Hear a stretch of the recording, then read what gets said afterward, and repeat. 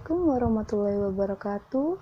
Perkenalkan, nama saya Uraifira Karmelita, NIM 1948201070, Program Studi Farmasi, Sekolah Tinggi Ilmu Kesehatan Harapan Ibu Jambi. Baiklah, saya akan membahas mengenai patofisiologi hipertensi. Sebelum itu, apakah kalian sudah mengetahui apa itu hipertensi? Hipertensi dapat didefinisikan sebagai tekanan darah persinten di mana tekanan sistoliknya di atas 140 mmHg dan tekanan diastoliknya di atas 90 mmHg. Selanjutnya, kita akan membahas mengenai patofisiologi hipertensi. Dapat kita lihat dari gambar di samping di mana hipertensi dipengaruhi oleh curah jantung dan tahanan perifer. Ada beberapa faktor yang mempengaruhinya, yaitu asupan garam berlebih, jumlah nefron berkurang, stres, perubahan genetis, obesitas, dan bahan-bahan yang berasal dari endotel. Dari gambar di samping dapat kita lihat 1. Asupan garam berlebih di mana dapat menyebabkan retensi natrium ginjal. Maksudnya, gangguan pada kandung kemih yang menyebabkan kesulitan untuk buang air kecil sehingga dapat menyebabkan meningkatnya volume cairan dan kontraksi vena yang akan menyebabkan kenaikan periluet. Periluet ialah volume darah yang mengisi ventrikel selama diastol. 2. Jumlah nefron berkurang juga akan menyebabkan retensi natrium ginjal dan penurunan permukaan filtrasi. 3. Stres juga akan menyebabkan penurunan permukaan filtrasi, aktivitas berlebih saraf yang akan menyebabkan kontraktilitas meningkat.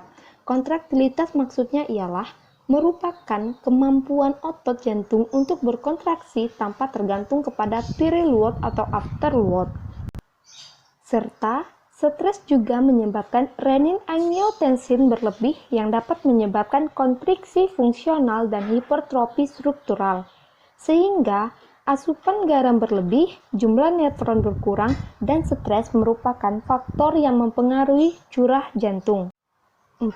Perubahan genetis akan menyebabkan perubahan membran yang mengakibatkan kontriksi fungsional dan hipertrofi struktural, di mana hipertrofi merupakan peningkatan otot akibat membesarnya ukuran jaringan otot. 5. Obesitas akan mempengaruhi hiperinsulinemia. Hiperinsulinemia ialah suatu kondisi di mana jumlah insulin dalam darah lebih tinggi dari biasanya, yang akan menyebabkan hipertrofi struktural. 6. Bahan-bahan yang berasal dari endotel akan menyebabkan hipertrofi struktural, sehingga perubahan genetis, obesitas, serta bahan-bahan yang berasal dari endotel merupakan faktor yang mempengaruhi tahanan perifer. Sekian penjelasan mengenai patofisiologi hipertensi. Baiklah, selanjutnya saya akan membahas mengenai sistem renin-angiotensin. Sebelumnya, apakah kalian mengetahui apa itu renin?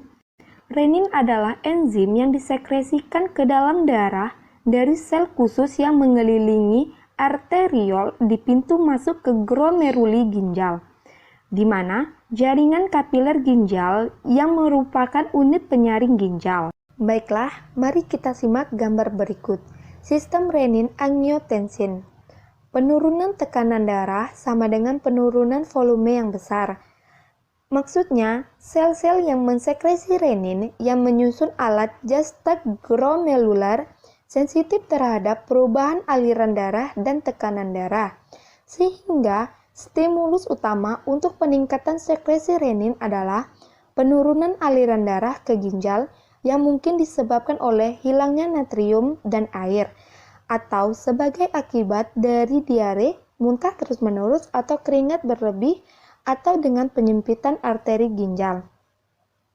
Kemudian, renin mengkatalisis konversi protein plasma yang disebut angiotensinogen. Angiotensinogen diubah menjadi dekapeptida yang terdiri dari 10 asam amino yang disebut angiotensin 1. Kemudian, enzim dalam serum yaitu angiotensin converting enzyme atau ACE diubah oleh angiotensin 1 menjadi oktapeptida yang terdiri dari 8 asam amino yang disebut angiotensin 2, di mana angiotensin 2 bekerja melalui reseptor di kelenjar adrenal untuk merangsang pelepasan sekresi aldosteron. Aldosteron sendiri bekerja pada ginjal untuk merangsang reabsorpsi garam dan air oleh ginjal dan penyempitan arteri kecil atau arteriol yang menyebabkan peningkatan tekanan darah. Angiotensin 2 juga bekerja menyempitkan pembuluh darah melalui tindakan pengambatannya pada pengambilan kembali ke terminal saraf dari hormon norepinefrin. Selanjutnya, penghambatan ACE yang memblokir pembentukan angiotensin 2 digunakan untuk mengobati tekanan darah tinggi atau hipertensi yang dihasilkan oleh penyempitan arteri kecil yang berlebihan. Itulah penjelasan mengenai sistem renin-angiotensin. Apabila ada kesalahan, mohon dimengerti. Sekian dari saya, semoga bermanfaat. Terima kasih. Assalamualaikum warahmatullahi wabarakatuh.